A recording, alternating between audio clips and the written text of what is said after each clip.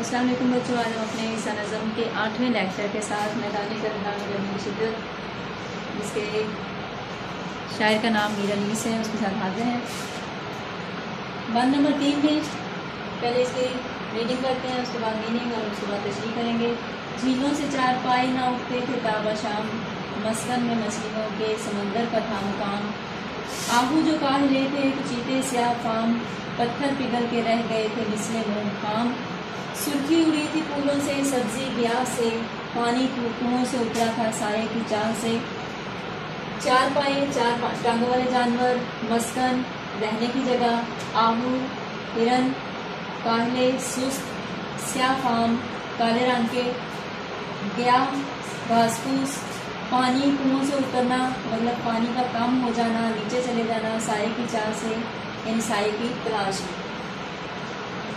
झीलों से चार पाए ना उठते थे ताबा शाम, शायर इसमें कहता है कि मैदान करबला में गर्मी की शिद्दत इतनी ज़्यादा थी कि तमाम जानवर जो थे वो पानी के अंदर बैठे रहते थे कि जब तक शाम के साए न ढल जाते वो पानी से बाहर नहीं निकलते थे कि जैसे ही पानी से बाहर निकलेंगे फिर से गर्मी में जाना पड़ेगा। मस्कन में मछलियों के समंदर का था मुकाम कि समंदर में रहने वाली मछलियाँ बाज़ औक़ात पानी की सतह के ऊपर आ जाती हैं, लेकिन उस दिन मछलियाँ भी समंदर के नीचे वाले मुकाम की तरफ चली गई थी कि गर्मी की शिद्दत उन तक ना पहुँच सके और वो सुकून में रही। आहू जो काहिले थे तो चीते स्याह फाम, आहू हिरन को कहते हैं जो जिसे अपनी तेज़ रफ्तारी की वजह से मशहूर होता है, लेकिन उस दिन वो भी सुस्त रफ्तारी से चल रहे थे, गर्मी इतनी शिद्दत की थी। चीते जिनका रंग पहले ही स्याही माइल होता है, इस गर्मी में जलने की वजह से, गर्मी की तपिश की वजह से उनका रंग भी बहुत ज़्यादा स्याह हो चुका था। पत्थर पिघल के रह गए थे मिसले आम, गर्मी की शिद्दत इतनी ज़्यादा थी कि वहाँ पर पाए जाने वाले पत्थर भी एक मोम की मानंद पिघले हुए मालूम होते थे कि जैसे अभी पिघल कर नीचे गिर जाएंगे। सुर्खी उड़ी थी फूलों से सब्जी ग्याह से, 5वें मिसरे में शायर कहते हैं कि सुर्ख रंग के जो फूल थे गर्मी की शिद्दत से उनका रंग भी उड़ चुका था और घास फूस जो सब्ज़ रंग का होता है वो भी एक सरकंडों की मानंद नज़र आता था।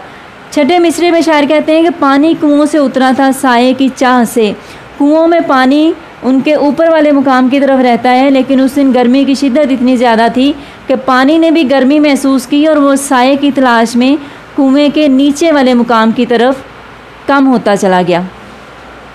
बंद नंबर 4 की तरफ आते हैं। कोसों किसी शजर में न गुल थे न बरगोबार, एक एक नखल जल रहा था सूरते चनार, हंसता था कोई गुल न लहकता था सब्जाजार, कांटा हुई थी सूख के हर शाखे बारदार, गर्मी ये थी कि जीस्त से दिल सब के सर्द थे, पत्ते भी मिसले चेहरे मदकूक जर्द थे।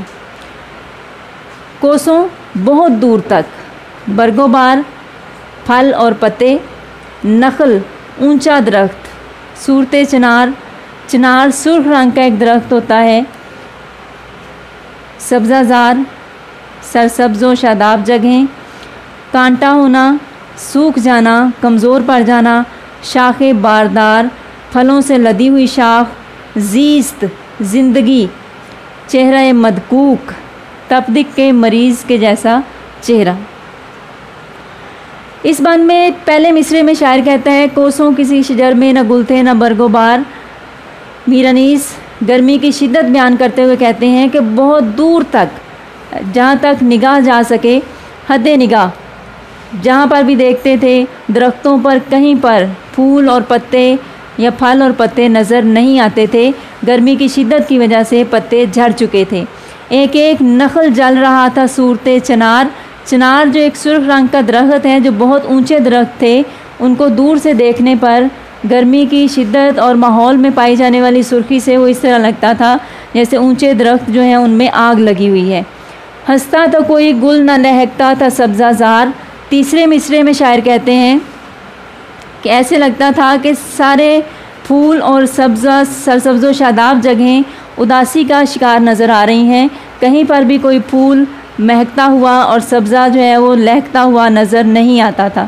कांटा हुई थी सूख के हर शाखे बारदार के, सरसब्ज़ व शादाब इलाकों में फलों से लदे हुए जो दरख्त हैं वो हरे भरे और खिलते हुए लहकते हुए नज़र आते हैं, लेकिन उस दिन गर्मी इतनी ज़्यादा थी कि यूँ लग रहा था जैसे फलों से लदे हुए दरख्त भी सूख कर कांटा हो गए हैं, बहुत ज़्यादा कमज़ोर पड़ चुके थे।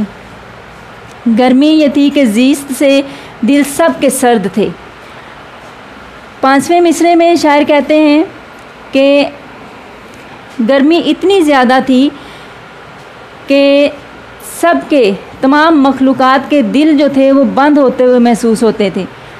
किसी भी इंसान के चेहरे पर रौनक नज़र नहीं आती थी। पत्ते भी मिसले चेहरा मदकूक जर्द थे कि पत्तों पर भी गर्मी की शिद्दत की वजह से इतनी ज़्यादा असरअंदाज हो रही थी गर्मी उनके ऊपर कि वो भी जर्द पड़ चुके थे। जिस तरह के तपदिक के मरीज़ का चेहरा जो है वो जर्द नज़र आता था, वैसे ही उस दिन दरख्तों पर मौजूद पत्ते जो थे वो सरसब्ज़ होने के बावजूद जर्द रंग के नज़र आते थे। बच्चों, ये था हमारा आज का दूसरा लेक्चर मैदान करबला में गर्मी की शिद्दत का। तो हाज़िर होंगे हम अगले लेक्चर के साथ। उम्मीद करती हूँ आपको इसकी समझ आ गई होगी। अल्लाह हाफ़िज़।